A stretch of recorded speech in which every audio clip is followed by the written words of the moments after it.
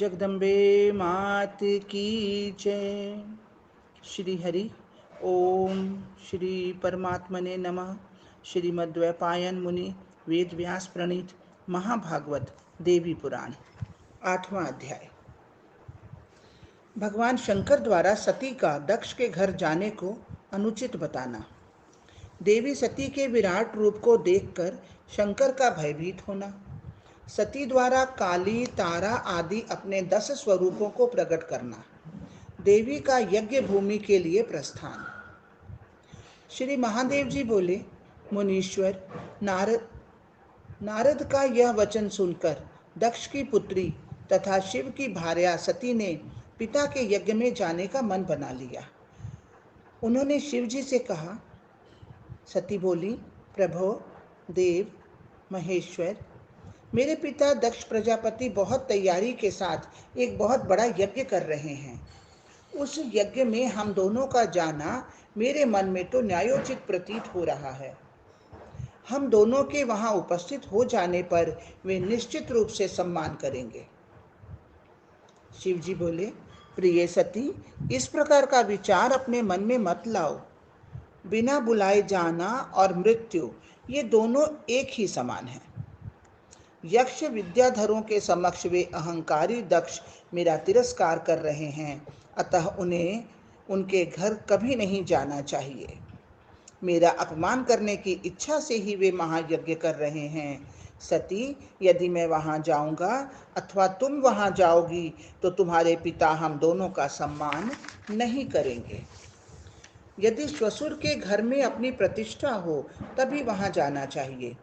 यदि वहां अपमान होता हो तब वहां का जाना मरने से भी बढ़कर होता है। दामाद श्वशुर के घर में परम आदर की अपेक्षा रखता है। श्वशुर को भी चाहिए कि वह उस दामाद का आदर करके अपने भवन में ले आवे। वरानने, श्वशुर को अपने दामाद के प्रति अनादर भाव नहीं रखना चाहिए, अन्यथा धर्म की हानि होती है। यह बात पूर्ण रूप से सत्य है। दामाद के प्रति द्वेष भावना रखने से घोर पाप उत्पन्न होता है। अतः बुद्धिमान व्यक्ति को चाहिए कि वह अपने दामाद के प्रति द्वेष न रखे। दामाद को भी अपने श्वशुर का किसी तरह का अप्रिय नहीं करना चाहिए। ऐसा करने वाला नरक में जाता है और कई 100 वर्षों तक वहां पड़ा रहता है। बिना सम्मान के ससुराल कभी नहीं जाना चाहिए। प्रिय, बिना बुलाए जहाँ कहीं भी जाना मृत्यु के तुल्य कहा गया है, फिर ससुराल में जाने की बात ही क्या है। अतः इस समय मैं श्वशुर के घर नहीं जाऊंगा। वहां जाना प्रीतिकारक नहीं होगा, क्योंकि वे दक्ष प्रजापति हैं। सती, श्वशुर के स्नेह करने से रूप वृद्धि, प्रजा वृद्धि और धर्म वृद्धि भी होती है, और प्रिय, अनादर करने से सर्वथा हानि ही होती है। अतः सुरोत्तमे, मैं तुम्हारे पिता के इस यज्ञ में नहीं जाऊंगा। वे दक्ष प्रजापति मुझे दिन रात दरिद्र और अत्यंत दुखी कहते रहते हैं। बिना बुलाए जाने पर तो वे विशेष रूप से ऐसा कहेंगे। न बुलाना तथा दुर्वचन, ये बातें श्वशुर के घर में सहनीय नहीं हैं। श्वशुर को चाहिए कि वह अपनी पुत्री के पति को आते हुए देखते ही उसके पास पहुंचकर यथाशक्ति उसकी पूजा करे, अन्यथा धर्म की हानि होती है। जिस ससुराल में इस प्रकार के सम्मान की बात कही गई है, वहां अपमान पाने के लिए भला कौन बुद्धिमान जाएगा। अतः देवताओं के द्वारा पूजित महेशानी, मुझे क्षमा करो। बिना निमंत्रण के तुम्हारे पिता के महायज्ञ में हम दोनों का जाना उचित नहीं है।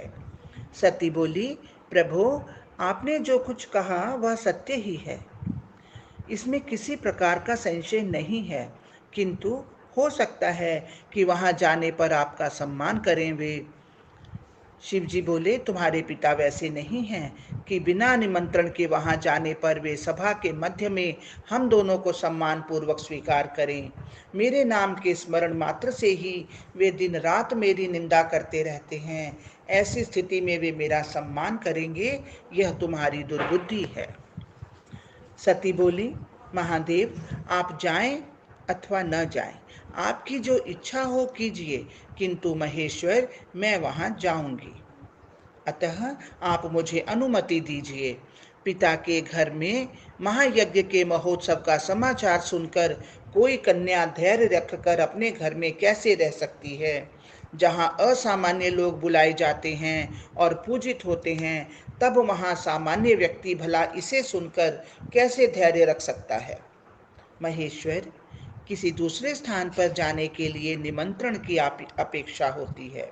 अपने पिता के घर जाने के लिए कन्या को आमंत्रण की कोई अपेक्षा नहीं होती। अतः मैं पिता के घर अवश्य जाऊंगी, इसके लिए आप अनुमति दीजिए। वहां मेरे जाने पर यदि पिताजी मेरा सम्मान करेंगे तो मैं उनसे कहकर आपके लिए भी आहुति दिलवा दूंगी। यदि वे मूढ़ बुद्धि दक्ष मेरे सामने आपकी निंदा करेंगे तो मैं उस समय उनके महायज्ञ का निसंदेह विध्वंस कर डालूंगी। शिव जी बोले, सती, उस यज्ञ में तुम्हारा जाना कभी भी उचित नहीं है। मैं सच कहता हूँ कि वहाँ पर तुम्हारा सम्मान नहीं होगा। तुम्हारे पिता तुम्हारे लिए मेरी असह्य निंदा करेंगे। उसे सुनकर अपने प्राणों को छोड़ दोगी, उसका तुम क्या कर लोगी? सती बोली, महादेव, मैं आपसे सच सच कह दे रही हूँ कि अपने पिता के घर अवश्य ही जाऊंगी। इसके लिए आप आज्ञा दें अथवा न दें। शिव जी बोले, मेरे वचनों का उल्लंघन कर तुम बार बार अपने पिता के घर जाने की बात क्यों कह रही हो? वहां जाने का क्या प्रयोजन है? इसे सही और स्पष्ट रूप से बता दो, तब मैं उसका उत्तर पुनः दूंगा। जिन दुरात्माओं को अनादर का कोई भय नहीं रहता, वे ही उन स्थानों पर जाते हैं जहां अपमान की संभावना रहती है। सती, सम्मान के योग्य व्यक्ति को सम्मान न करने वाले के घर कभी नहीं जाना चाहिए, क्योंकि उस अपूजक के द्वारा की गई वह पूजा पूजा नहीं कही जाती। मेरी निंदा सुनने में यदि तुम्हें सुख न मिलता तो मेरे निंदक के घर जाने की इच्छा तुम क्यों कर रही हो? सती बोली, शंभु, आपकी निंदा सुनने में मुझे कोई सुख नहीं है। उस निंदा को सुनने की मेरी अभिलाषा भी नहीं है, किंतु फिर भी मैं वहां जाना चाहती हूँ। महेशान, जिस समय मेरे पिता ने केवल आपको छोड़ अन्य सभी देवताओं को बुलाकर महायज्ञ आरंभ किया, उसी समय आपका अपमान हो गया और उसे प्रजा देख भी रही है। यदि मेरे पिता दक्ष आपका अनादर करके अभिमान पूर्वक इस महायज्ञ को संपन्न कर लेते हैं तो इस पृथ्वी तल पर कोई भी मनुष्य श्रद्धा से युक्त होकर आपको आहुति नहीं देगा। इसलिए आप आज्ञा दीजिए या न दीजिए, मैं वहां अवश्य जाऊंगी और वहां या तो आपके लिए यज्ञ भाग प्राप्त करूंगी अथवा यज्ञ का नाश कर डालूंगी।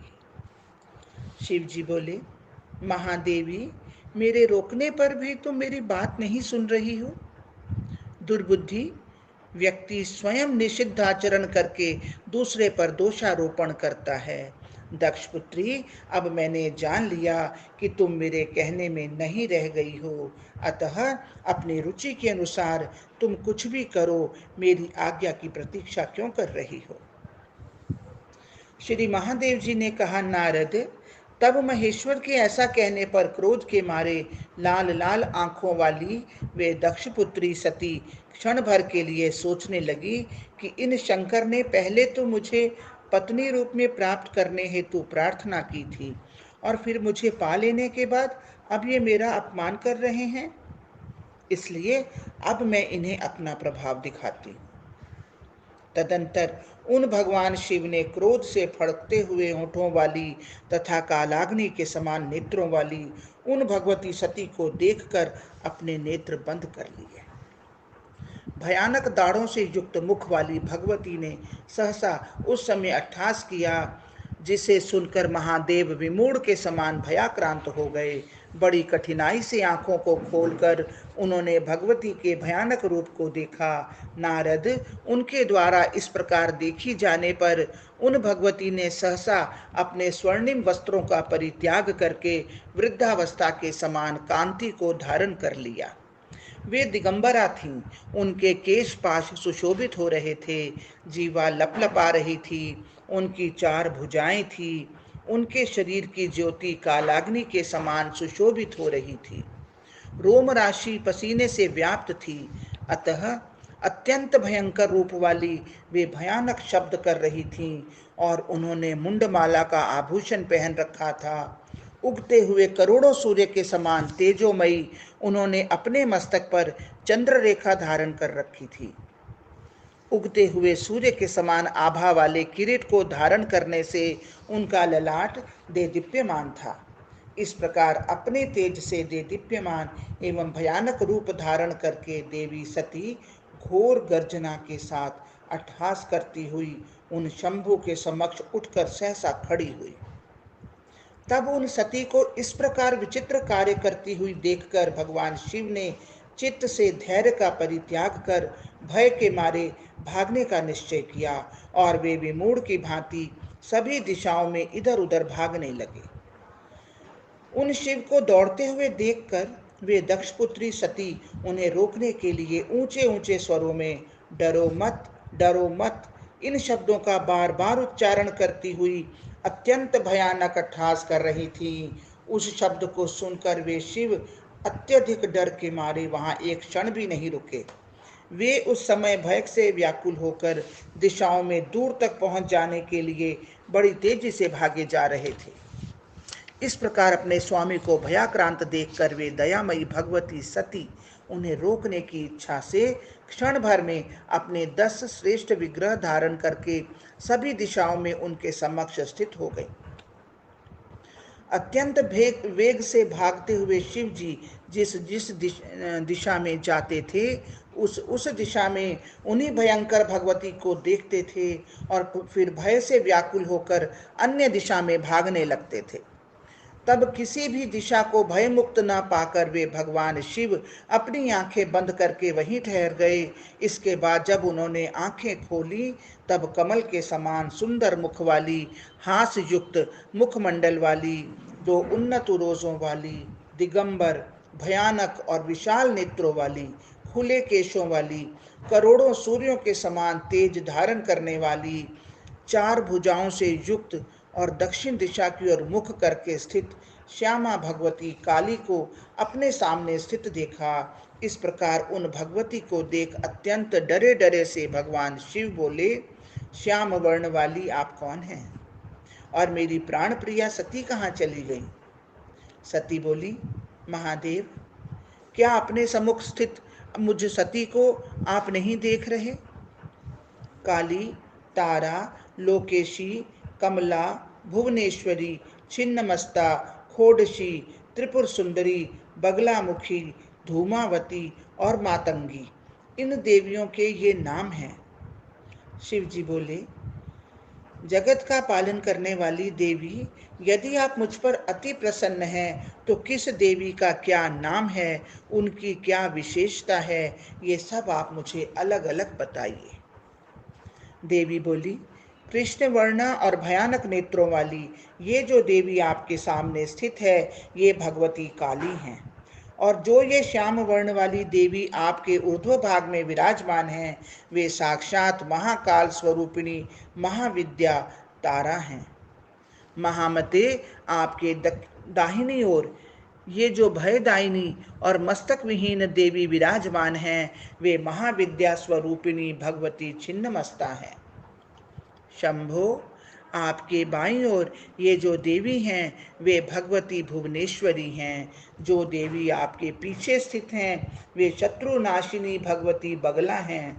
विधवा का रूप धारण की हुई ये जो देवी आपके अग्नि कोण में विराजमान हैं वे महाविद्या स्वरूपिणी महेश्वरी धूमावती हैं, और आपके नैऋत्य कोण में ये जो देवी हैं वे भगवती त्रिपुर सुंदरी हैं। आपके वायव्य कोण में जो देवी हैं वे मातंग कन्या महाविद्या मातंगी हैं, और आपके ईशान कोण में ये जो देवी स्थित हैं वे महाविद्या स्वरूपिणी महेश्वरी खोडशी हैं। मैं तो भयंकर रूप वाली भैरवी हूँ। शंभो, आप भय मत कीजिए, ये सभी रूप भगवती के अन्य समस्त रूपों से उत्कृष्ट हों। महेश्वर, ये देवियां नित्य भक्ति पूर्वक उपासना करने वाले साधक पुरुषों को चारों प्रकार के पुरुषार्थ धर्म, अर्थ, काम और मोक्ष तथा समस्त वांछित फल प्रदान करती हैं। इन्हीं की कृपा से मारण, उच्चाटन, क्षोभन, मोहन, द्रावण, वशीकरण, स्तंभन और विद्वेष आदि अन्य प्रकार के वांछित प्रयोग भी सिद्ध होते हैं। ये सभी गोपनीय महाविद्याएं हैं, इनका प्रकाशन कभी नहीं करना चाहिए। महेश्वर उन देवियों के मंत्र, यंत्र, पूजन, हवन विधि, पुरश्चर्या विधान, स्तोत्र और कवच और उनके उपासकों के आचार, नियम आदि का वर्णन आप ही करेंगे, क्योंकि विभो इस विषय में आपसे बड़ा अन्य कोई वक्ता है ही नहीं। आपके द्वारा दिया गया उपदेश आगम शास्त्र के नाम से लोक में प्रसिद्ध होगा। शंकर, आगम और वेद ये दोनों ही मेरी दो भुजाएं हैं। इन्हीं दोनों से मैंने स्थावर जंगममय संपूर्ण जगत को धारण कर रखा है। जो मूर्ख इन दोनों वेद और आगम का मोहवश कभी भी उल्लंघन करता है, वह मेरे हाथों से च्युत होकर अधःपतित हो जाता है, इसमें संदेह नहीं है। वे दोनों ही कल्याण के हेतु हैं तथा अत्यंत दुरूह, दुर्घट और विद्वानों के द्वारा भी कठिनाई से जाने जाते हैं, एवं उनका आद्यांत भी नहीं है। जो मनुष्य आगम अथवा वेद का उल्लंघन कर अन्यथा आचरण करता है, उसका उद्धार करने में मैं सर्वथा असमर्थ हूँ। यह सत्य है और इसमें कोई संशय नहीं है।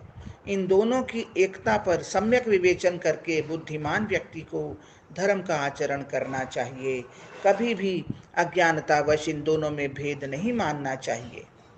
इन महाविद्याओं के जो साधक हैं, वे लोक में वैष्णव माने जाते हैं और मुझ में समर्पित अंतःकरण वाले वे प्रशांत आत्मा हो जाते हैं। स्वयं गुरु के द्वारा दिए गए मंत्र, यंत्र और कवच को सावधानी पूर्वक गुप्त रखना चाहिए और उसे जहाँ कहीं भी प्रकट नहीं करना चाहिए। उसे प्रकाशित करने से सिद्धि की हानि होती है तथा अशुभ होता है।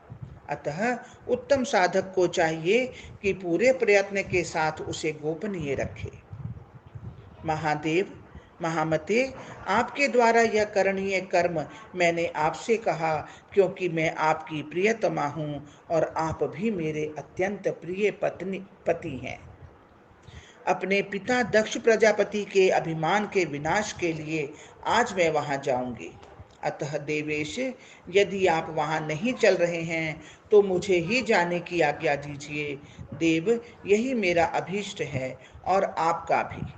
अतः यदि आप मुझे अनुमति दे दें तो मैं अपने पिता दक्ष प्रजापति के यज्ञ के विध्वंस के लिए चली जाऊं। श्री महादेव जी बोले, नारद, उन भगवती का यह वचन सुनकर शिव डरे डरे से खड़े रहे और फिर उन्होंने भयानक नेत्रों वाली उन देवी काली से कहा।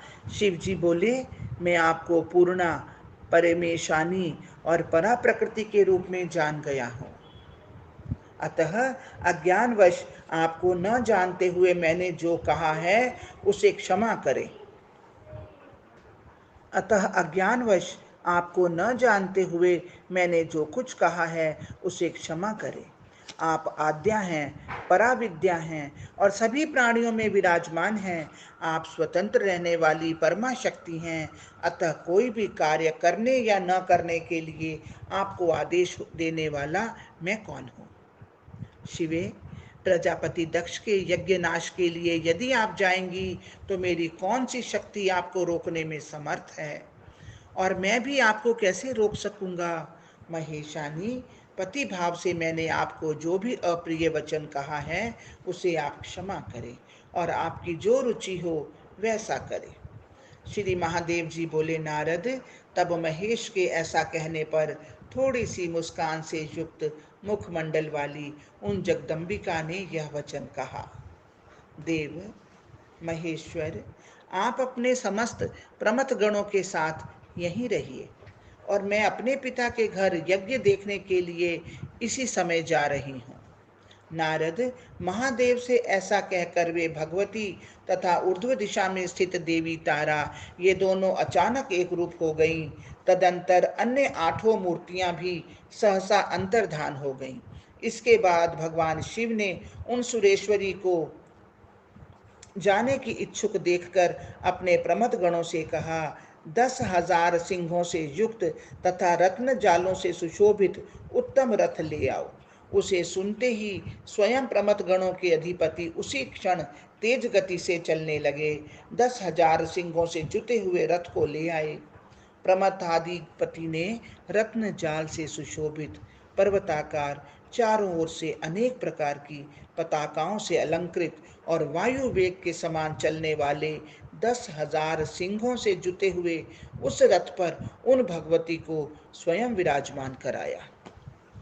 मुनि श्रेष्ठ, युग के अंत में प्रलय के समान संपूर्ण जगत को भयभीत करने वाली वे भीम रूपिणी भगवती काली उस रथ में स्थित होकर सुमेरु पर्वत के शिखर पर आरूढ़ उत्तम मेघमाला की भांति सुशोभित हो रही थीं। तदंतर बुद्धिमान नंदी उस रथ को बड़ी तेजी से हाँकने लगे और महामते इधर शिव शोक और दुख से व्याकुल हो रुदन करने लगे। कोपाविष्ट काली को देखकर सभी प्राणी भागने लगे। सूर्य भी भयभीत होकर पृथ्वी पर गिरने लगे। सागर विक्षुब्ध हो गए, सभी दिशाएं व्याकुल हो उठी। महान वेग से वायु चलने लगी और घोर अमंगल का संकेत देने वाले सैकड़ों उल्का पिंड सूर्यमंडल का भेदन कर पृथ्वी तल पर गिरने लगे। इस प्रकार वह रथ आधे क्षण में दक्ष प्रजापति के घर पहुंच गया। तब उन भगवती सती को देखते ही दक्ष के घर में स्थित सभी लोग भयभीत हो गए। हरिओम तत्सत, हरिओम तत्सत। इस प्रकार महापुराण के अंतर्गत श्री महादेव नारद संवाद में काली रथागमन नामक 8वां अध्याय पूर्ण हुआ। बोलो जगदम्बे मात की जय। हे महामाया, ये पाठ पढ़ने में, सुनने में, सोचने में, समझने में जहाँ भी कहीं कोई त्रुटि हुई है उसके लिए हम क्षमा प्रार्थी हैं माँ। जो कुछ पढ़ा गया, सुना गया, सोचा गया, समझा गया, सब कुछ श्री कृष्ण अर्पणमस्तु। हे कृष्ण, आप इसे स्वीकार करें। जय जय श्री राधे, जय जय श्री राधे, जय जय श्री राधे।